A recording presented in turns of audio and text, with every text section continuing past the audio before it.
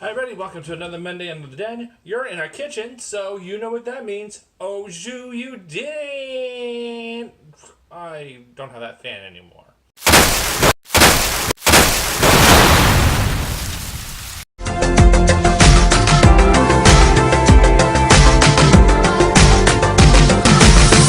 Hi everybody, welcome to another week here on the Den. So, Greg is another busy weekend working. Steve's out doing stuff with family. I'm hungry, so I'm going to cook stuff.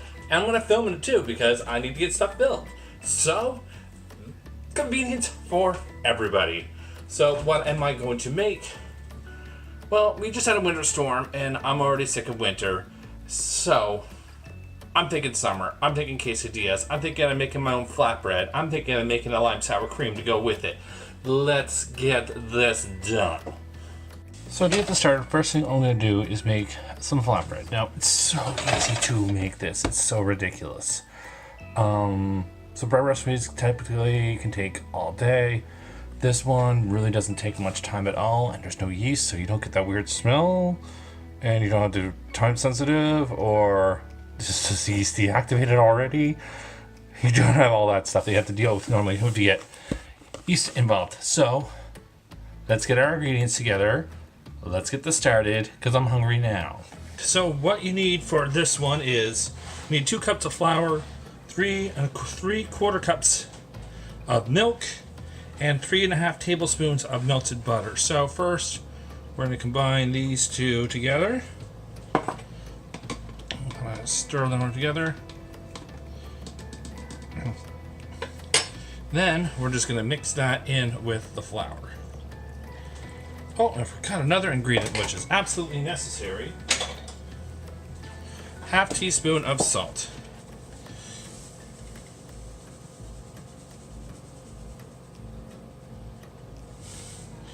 So, I usually start to stir, then as it starts to collect together, that's when I start kneading. Now, what I hate about these kind of breads is the fucking cold, sticky yeast. Ugh. I made the biscuits the other day, and it's very much the same to that. It's at first the flour doesn't take all the way, and then it's just kind of cold, sticky, and just sticks to absolutely everything. So that's why I do this first. So right now we got it. It's good. So we're going to do a whole lot of kneading, and really that's all you need to do for the flour. Next, I'm going to put a little bit of flour on my workstation here. And we're going to take the bread, and we are going to have a lot of fun kneading it. So when I knead it, I press hard. I want to make sure everything is mixed in there. There's no air, bubbles, everything's layered properly. I also want to make sure that it's not sticking to the table when we are all done. So that is everything there. You should see, super easy to make.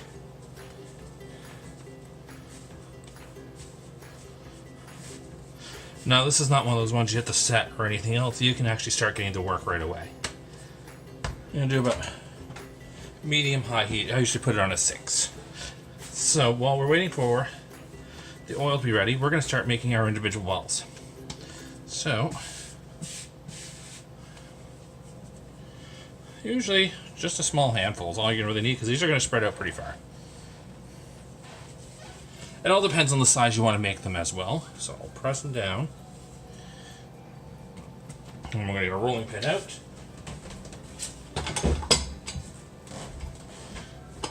And just get it, stretch them out as far as you can. Now, it works better if you have a heavier rolling pin for it.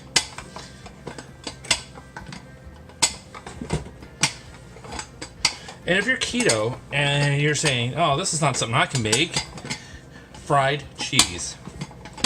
So my friend Kyle and Mike do, and they are pretty strict on their diet, and they say they swear it's absolutely delicious. Now, I'm thinking on this one I should use something a bit bigger, but this is also the first one, so test batch. Now, if you find it's just shrinking a bit, let it shrink. Flip it. Then start rolling some more. That's a trick I use anyways. Does it actually do anything? Meh, works for me. Now, when you put it on here, you're going to pan fry it. So basically, once you start seeing some air bubbles, that's when it's time to flip. Now, the pan still needs to heat up a bit, so it's going to take a little bit longer than normal. But I'll show you an example right here. Very crepe-like, almost pancake-like. So you just get that golden brown spot you know from buying tortillas other places, and when you see the air kind of just starting to bubble up, that's when you know it's done underneath. See, super simple, easy to make. Whip it up in like 10-15 minutes. So easy to do. Alright, voila. Like I said, pancakey, crepey. Kind of follows kind of the same line of things. This recipe made 4. So let's get on to the rest of this. So next, doing some quesadillas. So I already cut up 2 chicken breasts butterflied. I put half of an onion in there. And then we're going to put in half of a red pepper. And then half a green pepper, then a tomato. Alright, so this is frying beautifully here. So I already had some taco seasoning made at home. Now I'm listing the recipe right here. So basically it's just a combination of spices that you may already have at the house already. So it's super simple to put together for your nice summer meal. So make sure you just coat it in there all nice together.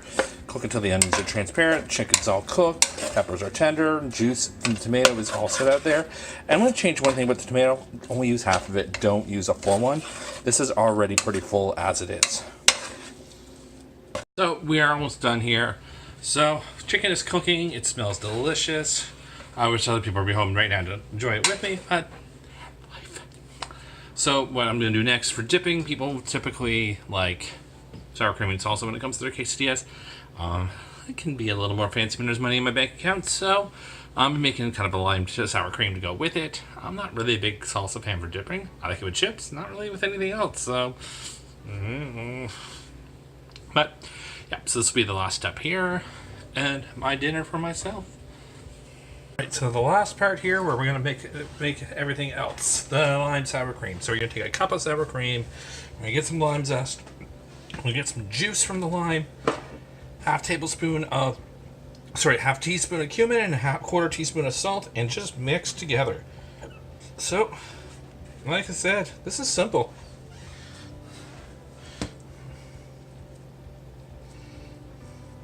Remember what I told you? I may have told you before when I was doing another thing with lime in it.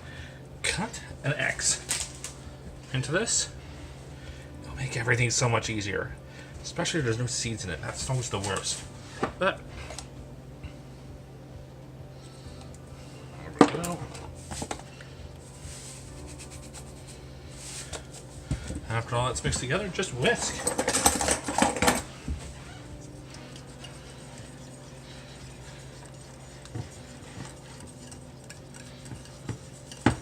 There, you got a lime cream that you can use for dipping, just to add a nice new flavor to it.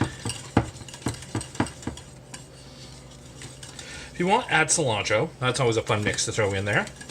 You can do this as an aioli with mayonnaise instead of sour cream. Avocado in there too. Ooh, that'd be tasty. But afterwards, let's take a little yum. More cumin. Cumin.